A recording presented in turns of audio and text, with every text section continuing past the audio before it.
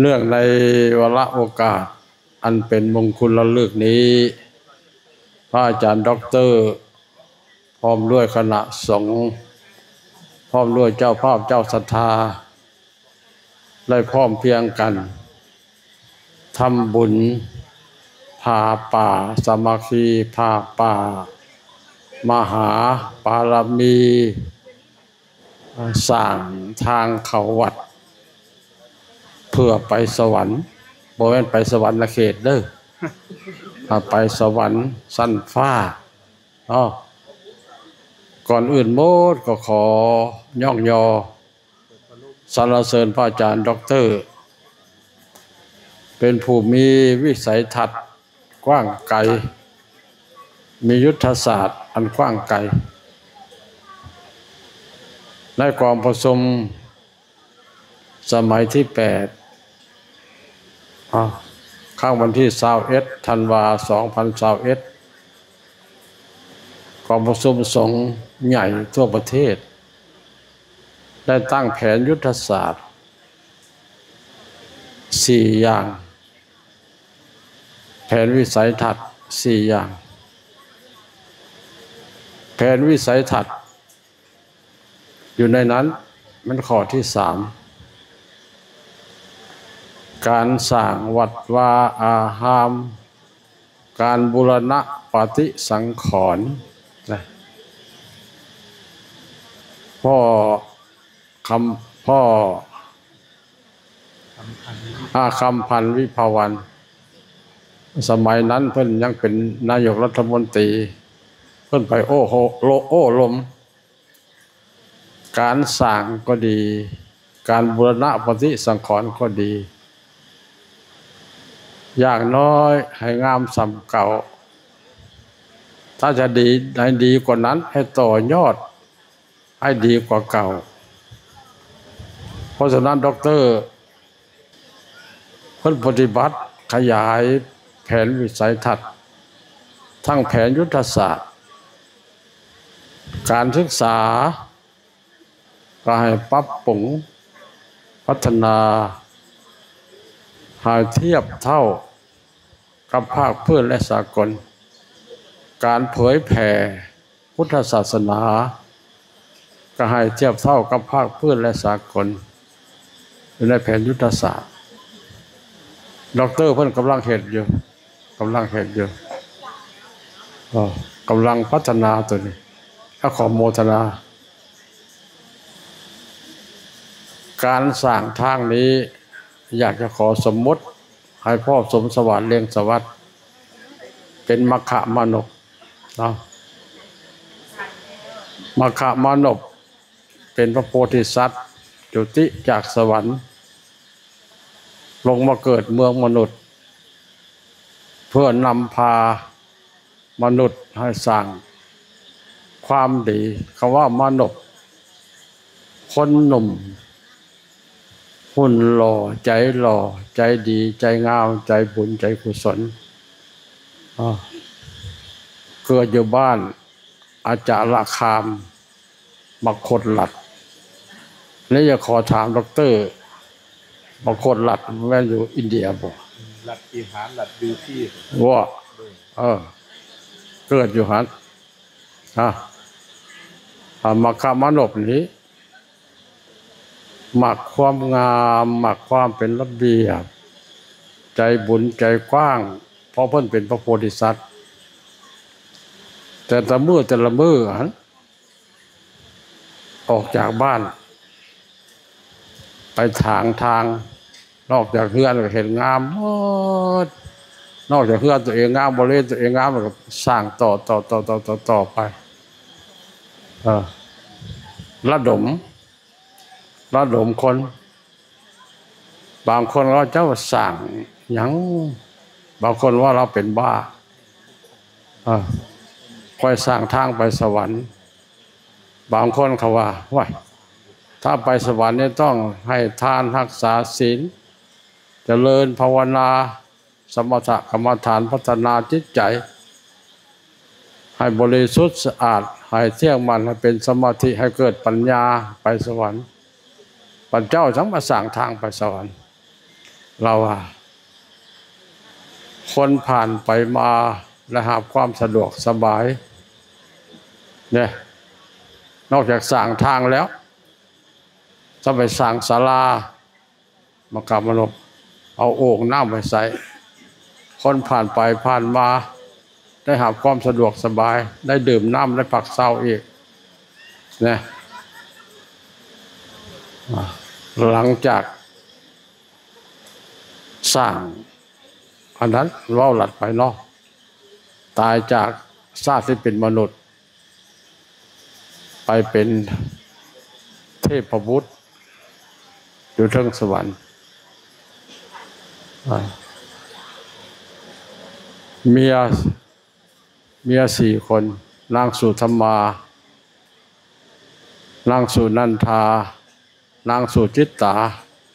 สุสาดา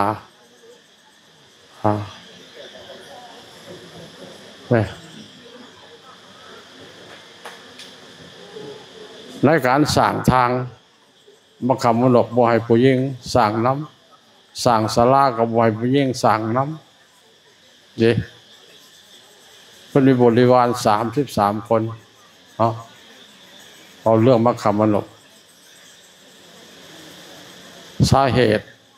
ที่บ่ให้ผู้หญิงสร้างน้ำจากจะต้องขอถามด็อกเตอร์เป็นย้อนหยัง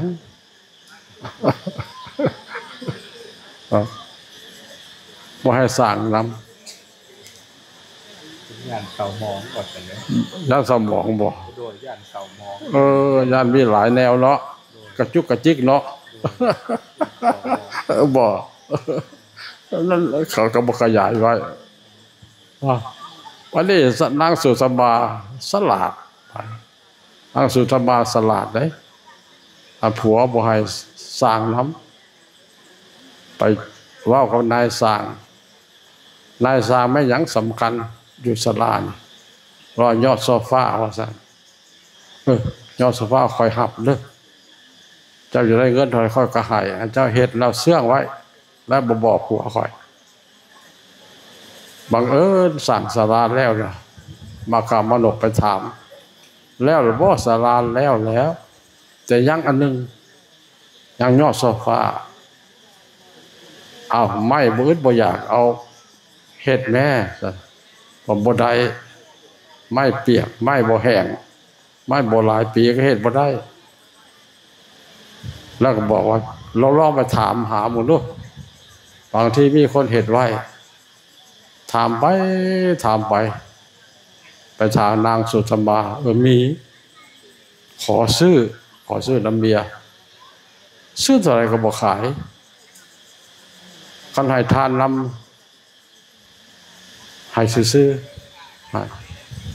เอาไปมานางสุธรรมาจะสลักซื้อศาลาสุธรรมายกยอดโซฟาเป็นชื่อนางสุธรรมาเนี่ยสลัดกว่านางสุนันทาเพื่อสร้างยอดโซฟาแล้วน้องสาวก็จะเห็นขุดสระใส่บริเวณนี้คนมาก็จะได้อาบได้กินได้พักผ่อนนางสุจิตตาเห็นเอื้อยทั้ง 2เห็นแล้วค่อยก็จะมีส่วนร่วมปลูกสวนดอกไม้งามคนมาศาลา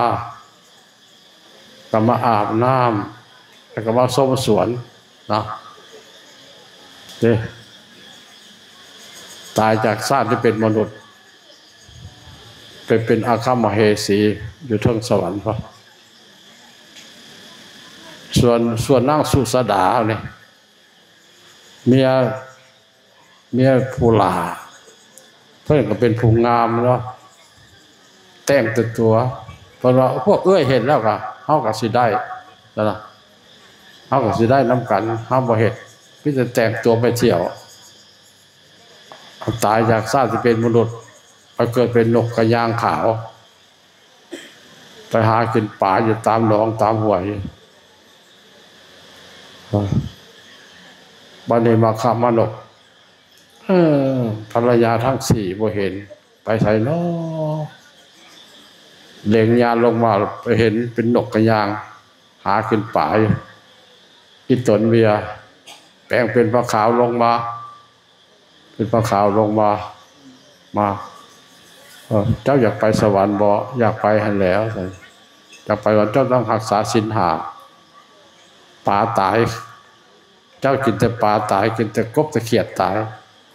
โตมันเป็นในเจ้าบุญเสียเราก็รักษาแล้วยังไปเกิดนะเพราะฉะนั้นในการสร้างทางนี้เนาะผู้ใดบ่ทันได้โมทนานะมาโมทนาเด้อจะได้เป็นบริวารจะได้ไปสวรรค์นำกันได้ขึ้นสวรรค์นำกันได้ท่านหน่อยก็ได้ไปท่านหลายก็ได้ไปขอสมบูรณ์ให้พ่อสมสวัสดิ์เรียกสวัสดิ์แม่ของมณีซะเนาะเป็นเข้าเป็นมขมนกนำพาเนี่ยพระพุทธเจ้าว่าสัพเพสังฆภูตานังสามัคคีวุฒิสาธิกาแปลเป็นภาษาลาวว่าความสามัคคีพร้อมเพรียงของหมู่ชนเหตุให้เกิดผลสำเร็จเหตุให้เกิดความเจริญเพราะฉะนั้นในโอกาสนี้อาจารย์ดร.พร้อมด้วยคณะสงฆ์พร้อมด้วยเจ้าภาพเจ้าศรัทธาทั้งหลายกำลังเห็นอยู่นี้เราไม่ปฏิบัติตามธรรมะข้อนี้เพราะนั้นอาตมาได้นามมาเป็นประธานก็ชื่นใจดีใจเป็นพระป่าที่รวยที่สุดเนาะพระป่าที่รวยที่สุดได้ตื้อ600 กว่าเนาะจ่ายไปแล้วเนาะ